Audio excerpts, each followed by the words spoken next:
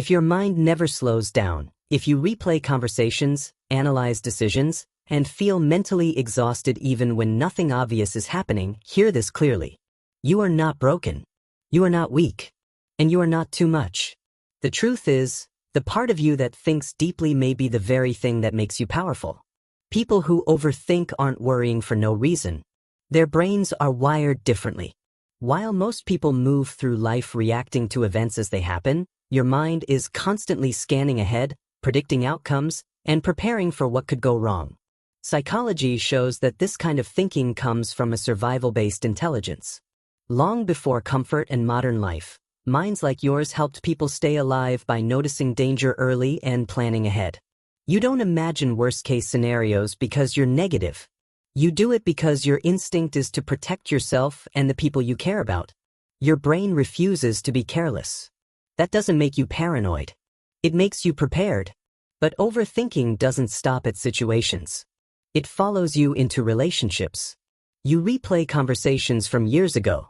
You analyze tone, silence, and facial expressions. You wonder if you said too much, not enough, or the wrong thing entirely.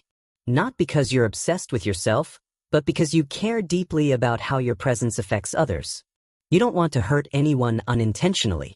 You don't want to be misunderstood.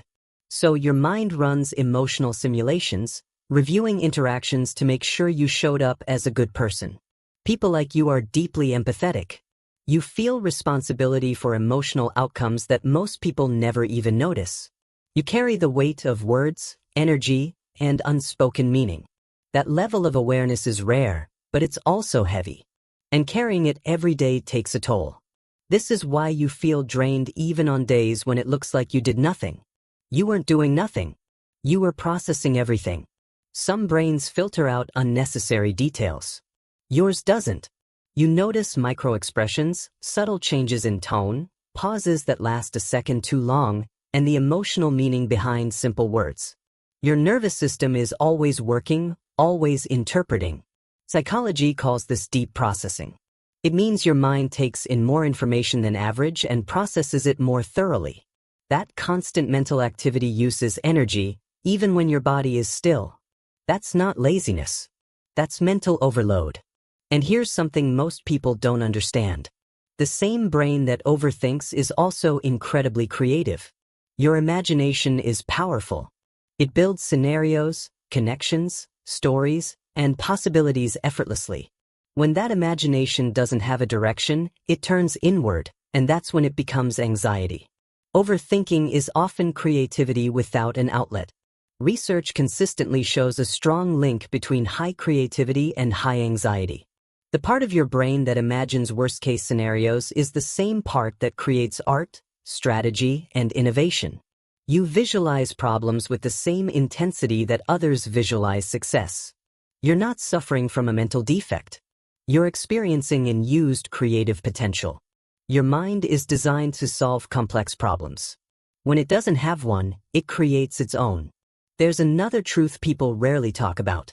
Overthinkers have high standards. You analyze decisions because you want the best outcome.